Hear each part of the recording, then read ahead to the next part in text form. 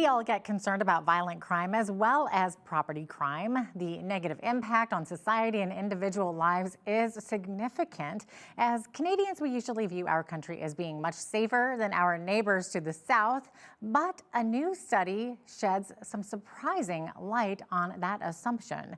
Today's guest is Dr. Livio Di Matteo. He is a senior fellow at the Fraser Institute and professor of economics at Lakehead University in Thunder Bay, Ontario. And he's also the author of the study comparing recent crime trends in Canada and the U.S. Livio, welcome. Thanks for joining me. Oh, pleasure to be here, Jeanette. Wonderful. Okay, first off, maybe give us a big picture view of violent crime rates in our two nations. If we look back over the last number of decades, has it been increasing or decreasing? Certainly. Well, overall, crime is actually lower now than it was 20 or 30 years ago based on rates per 100,000 population. And it's also been declining in both countries, in both Canada and the United States.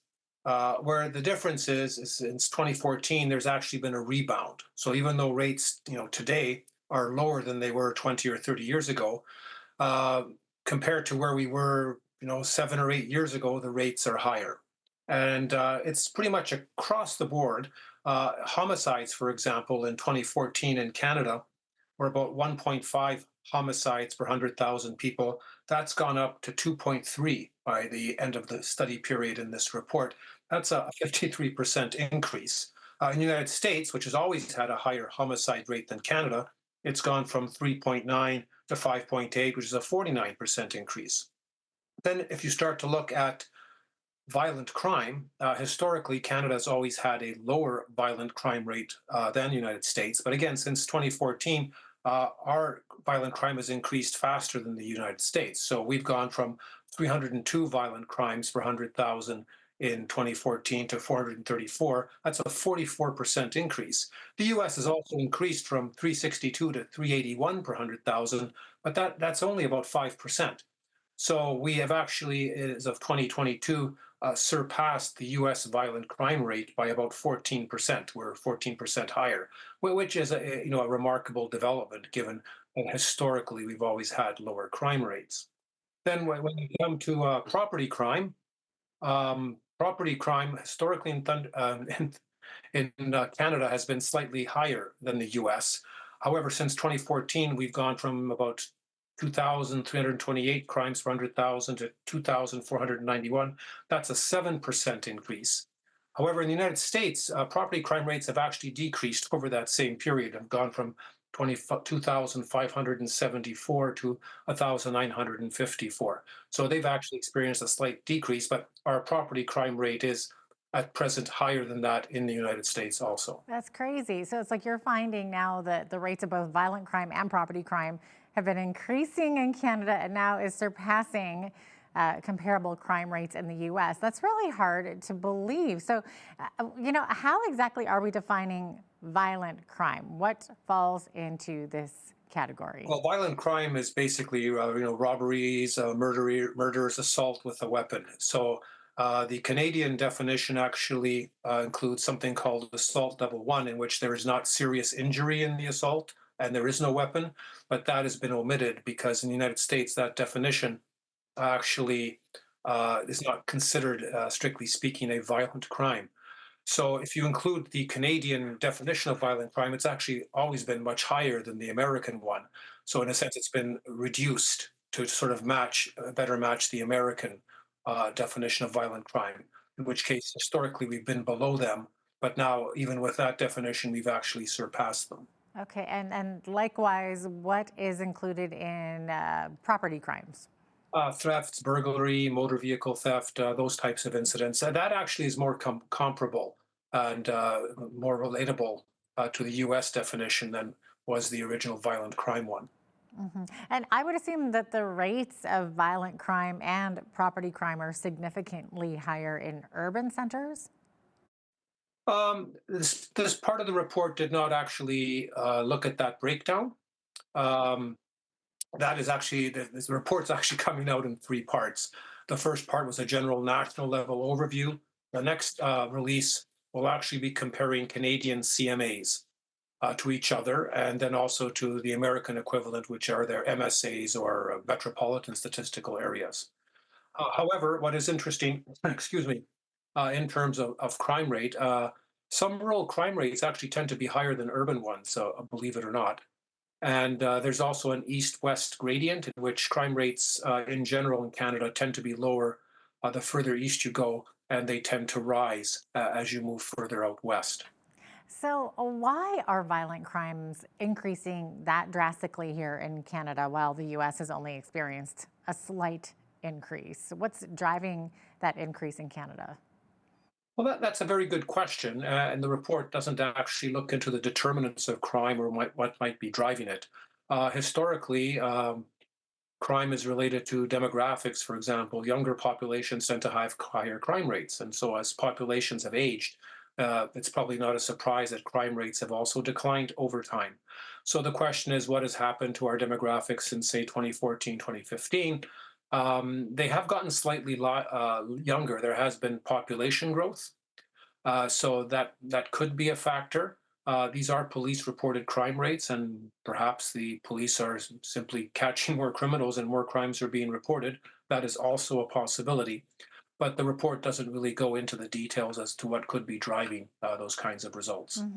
And I think you mentioned there that like homicides are higher in the US, but murders are on the rise in Canada, right? So what kind of an increase are we seeing in our homicide rate? And do we have any indications of what's causing that rate to go up? Well, I don't have indications on the causes, but you look at Canadian homicide rates, they've always been, substantially lower than the US rate. I mean, in 2000, we were at 1.8 homicides per 100,000. That's declined by about 2014, 2015 to 1.5. And that's a historical trend that had been going on for quite a few decades. However, since then, the homicide rate has been going up. And so it went up from 1.5 to 2.3 by 2022, between 2014 and 2022. And, that's a substantial increase. Is this happening at times when we're seeing a population influx as well, or people coming in from other cultures and other countries? Are they sort of bringing those attitudes with them? I don't know if that's a factor or not. I really don't have an answer to Right. that. I You're a mean, our numbers population guy. has been growing. No, our population has been growing, but why there would be that type of correlation is unclear. Yeah. And then the same thing with property crimes. They're increasing in Canada. Do you have any indicators as to what the reasons would be? No, Okay. no. All right.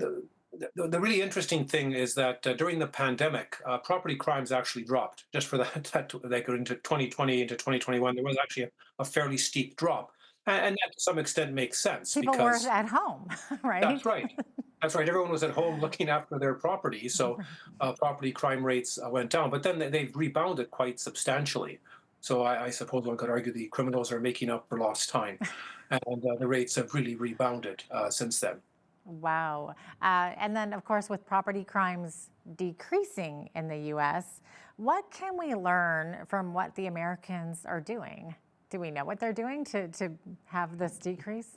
I couldn't answer that for you. I would have to look at to see what the differences are in either policing numbers or even the types of strategies used for policing and crime, etc., as well as other social type determinants that might be driving crime rates. I mean, income growth has been faster in the U.S.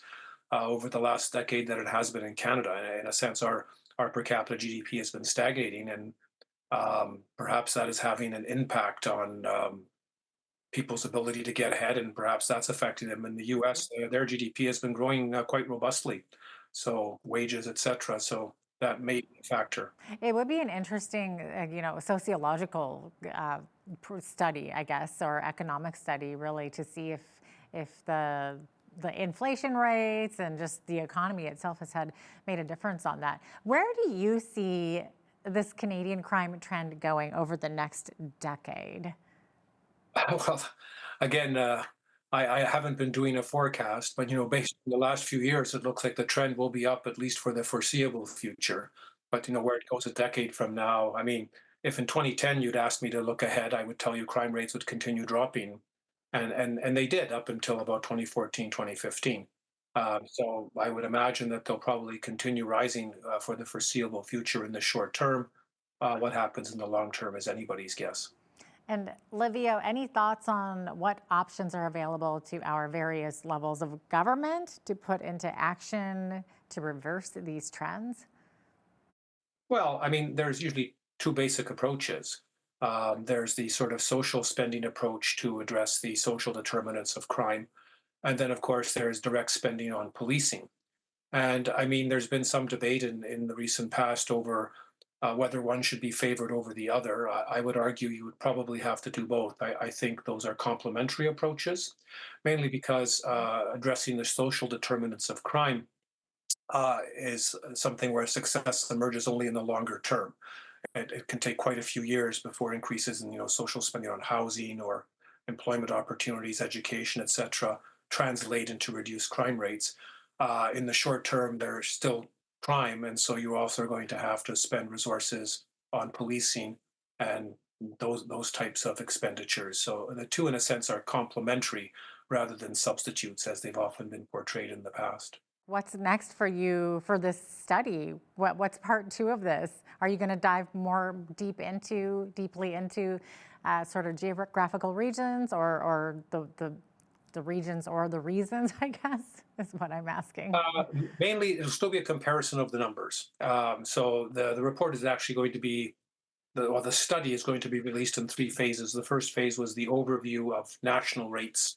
The next phase is going to be looking at Canadian cities, essentially, the CMAs, census metropolitan areas. So these are jurisdictions with 100,000 people or more. And it's going to sort of compare them with each other. And it's also going to look at the American counterparts, so to speak, the metropolitan statistical areas or MSAs, and it's going to compare them with each other. And then the Canadian and the American cities are going to be compared jointly to see how Canadian cities rank with the American one. So that'll be the second phase of the report, and I don't have a date. It'll be sometime early in the new year. I don't have a date for that yet. Then after that, there'll be a regional comparison. So we'll be looking at, for example, British Columbia with adjacent states, Alberta, Saskatchewan, with adjacent states underneath Ontario and the U.S. Midwest, the Atlantic provinces in New England, and so we'll be continuing the comparison. But again, it's just a comparison of the numbers. We aren't going to be addressing.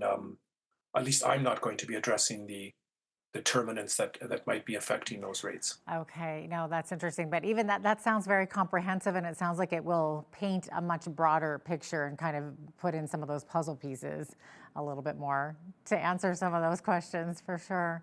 But thanks so much for being with us today, Livio. Appreciate having you on. My pleasure, Jeanette. Have a great day. You as well. Dr. Livio Di Matteo is a senior fellow at the Fraser Institute and professor of economics at Lakehead University, and the author of the study comparing recent crime trends in Canada and the United States.